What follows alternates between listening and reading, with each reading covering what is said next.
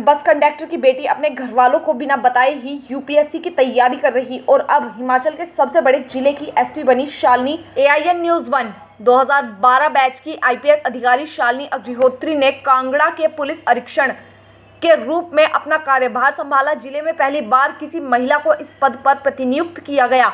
वैसे तो अग्निहोत्री इससे पहले कुल्लू और मंडी जिले में भी एसपी रह चुकी हैं। शालिनी अग्निहोत्री ने कहा कि उनकी सबसे पहले प्राथमिकता ये सुनिश्चित करना होगा कि जनता खुद को सुरक्षित महसूस करे। उन्होंने कहा कि वो मादक पदार्थ की तस्करी और अवैध खनन को रोकने के लिए अपने पूरे प्रयास करेंगी।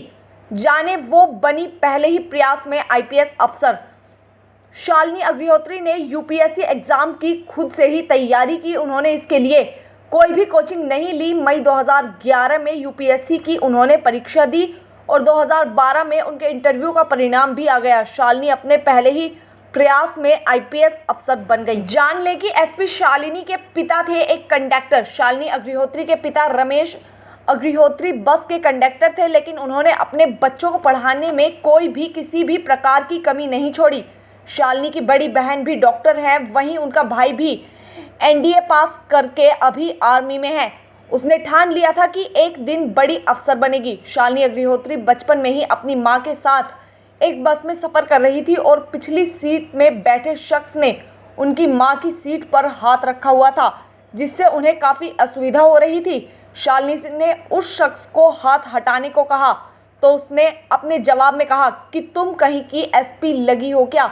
उसी दिन शालिनी ने ठान लिया कि वो एसपी बनेगी। अपने घर वालों को बिना बताए ही की तैयारी। शालिनी अग्निहोत्री ने घर वालों को बिना बताए यूपीएससी एग्जाम की अपनी पूरी तैयारी की और वो अपने पहले ही प्रयास में आईपीएस अफसर बन गई और अब हिमाचल के सबसे बड़े जिले की एसपी बनी है। अब शालिनी अग्निहोत्री को हिमाचल प्रदेश के एक सबसे बड़े जिले कांगड़ा की एसपी बनने का गौरव हासिल हुआ है और वो कांगड़ा की सबसे पहली महिला एसपी बन गई हैं। जाने कांगड़ा से पहले भी इन जिलों में बतौर एसपी दे चुकी हैं अपनी सेवाएं।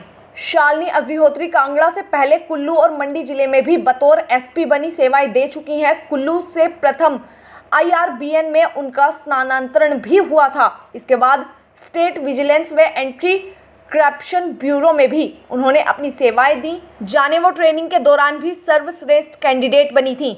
आईपीएस शालिनी वैसे तो ऊना जनपद के ठठूला गांव की ही रहने वाली हैं और उनकी उपलब्धियों की फहरिस्त बेहद ही लंबी है।